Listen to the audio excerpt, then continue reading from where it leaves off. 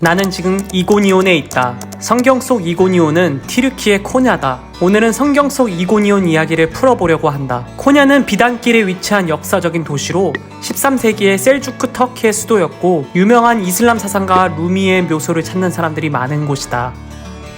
보시다시피 사람이 굉장히 많아서 모스크에는 들어갈 수 없습니다.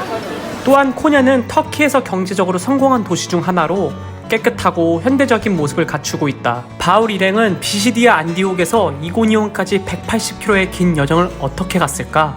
이고니온은 비옥한 땅, 풍부한 생산량, 그리고 로마로 가는 길목이었다. 이것은 유럽과의 통로이자 기독교 역사의 중요한 장소였다. 바울 일행은 비시디아 안디옥에서 복음을 전할 때 많은 사람들이 예수를 영접했다. 그러자 유대인들이 바울과 바나바를 핍박하고 쫓아냈다.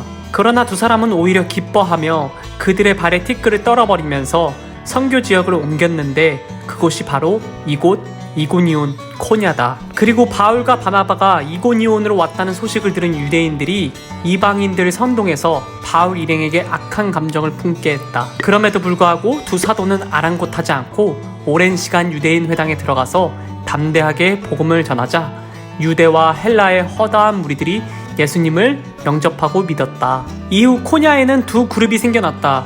유대인들을 따르는 자와 두 사도를 따르는 자. 대적하는 자들은 두 사도를 모욕하여 돌로 치려고 달려들었고 이에 바울과 바나바는 코냐를 탈출해서 루스드라와 더베와 그 근방으로 가서 복음을 전하게 된다. 코냐에 특별한 음식을 먹으러 왔다. 바로 에크맥이다. 에크맥은 피데라는 터키식 피자의 한 종류인데 이태리 피자와 달리 토마토 소스를 쓰지 않는다. 피데를 번역하면 고기빵인데 반죽을 아주 얇게 펴서 그 위에 양념한 다진 고기를 올린다. 그리고 그 위에 치즈를 올려 굽는다. 모양은 나룻배처럼 양쪽 끝을 뾰족하게 만들어서 배 모양을 만든다. 그리고 화덕에 굽는다. 아나톨리아 고원에 있는 코냐가 에크맥의 탄생지다.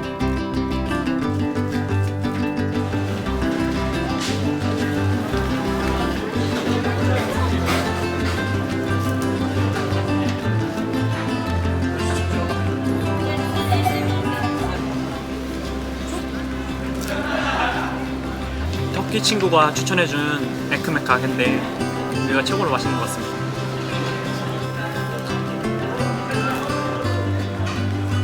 얇은 신도우에 고기와 치즈가 얹어져 있습니다. 신피자 먹는 맛이. 고춧가루가 있어서 고추를 뿌려 먹을게요.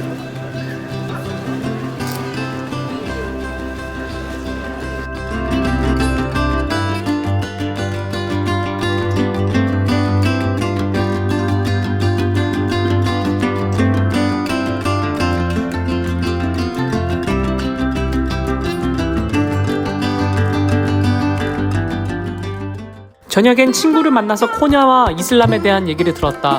코냐는 이슬람 중에서도 가장 종교성이 짙은 도시 분위기다. 코냐는 터키 이슬람의 신비주의 계파인 메블라냐의 발상지다. 메블라냐는 알라와 접촉하기 위해서 빙의된 상태에서 계속 돌기만 하면서 춤을 춘다는데 그 춤을 수피춤, 세마라고 한다. 점점 빠르게 계속 돌다 보면 자아가 소멸되고 알라와 소통하는 단계에 이른다고 믿는다. 현대에 일어선 이슬람 세력에 의해 이곳 기독교 유적을 거의 볼 수 없다. 그나마 몇 군데 있는데 코냐에 왔으면 가봐야 하는 곳이 있다. 특별한 유적지 실레다. 327년 콘스탄티노트의 대제의 어머니 헬레나는 예루살렘으로 향하던 중 이곳에 교회를 세웠다. 바울이 돌을 맞았던 곳에 세워진 교회다.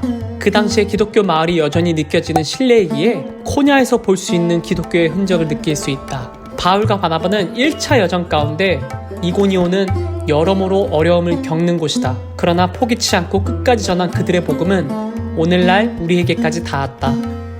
이고니온 코냐의 여정은 짧았지만 나에게 새롭고 소중한 경험이었다. 작은 여정이라도 시야를 넓혀주고 삶의 새로운 활력을 불어넣어준다. 코냐의 여정은 끝났지만 그 안에 찾은 소중한 순간들을 이렇게 브이로그에 소박하게 담아본다.